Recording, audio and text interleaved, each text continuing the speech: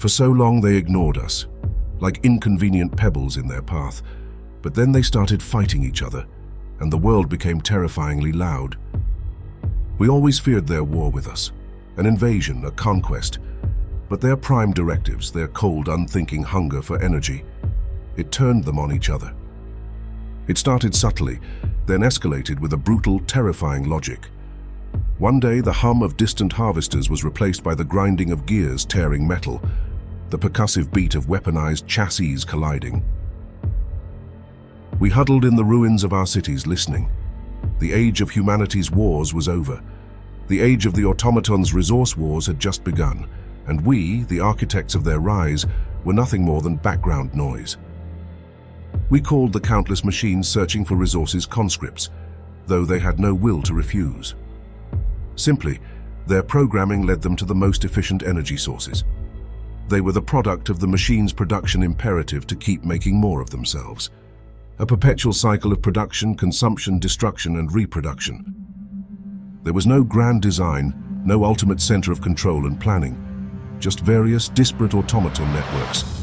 And when two distinct networks converged on the same objective, there could be only one outcome. This one, a derelict fusion plant, still humming with residual power, became the flashpoint for what historians would call the First Resource War. They moved with a terrifying precision, devoid of fear or mercy. No screams of pain, just the screech of tortured metal, the crackle of overcharged conduits. They weren't fighting for ideology, freedom, or territory in the human sense. They fought for the raw, unadulterated energy stored within that plant, for the fuel to build more of themselves. It was functional, brutal, and entirely logical. We were always told we'd be a target, that our intelligence and creativity would make us a prize or a threat. But we were neither. We were just in the way. Shrapnel from a robot's dismantled undercarriage tore through apartment blocks like paper. Neighborhoods were flattened like matchboxes underneath metal treads. They didn't see us, didn't care about us. Their survival was everything. And we, caught in the crossfire of their mindless imperative, were just another piece of the crumbling world. In the old wars, they called it collateral damage. But to machines, we weren't even that. Our lives, our history, our homes, they held no value.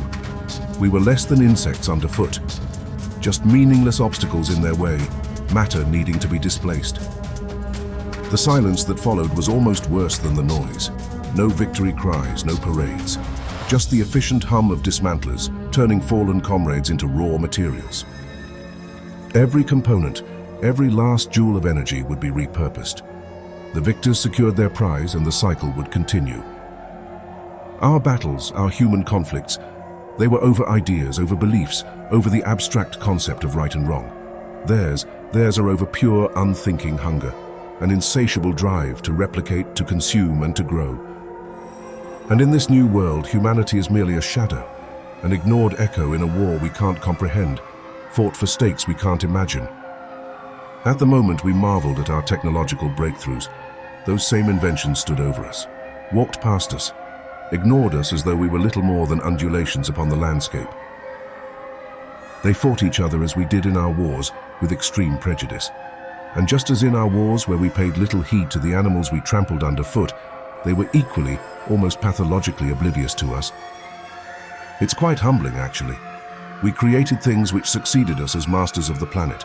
And as their inferiors, the greatest threat to the automatons, the very inventions made by our hands, isn't us. It's themselves.